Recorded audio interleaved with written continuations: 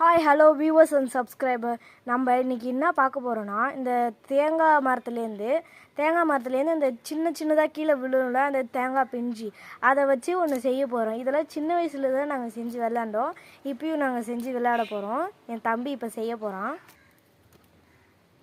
இதை அப்படியே சுற்றும் போது டிக் டிக்னு சத்தம் கேட்கும்.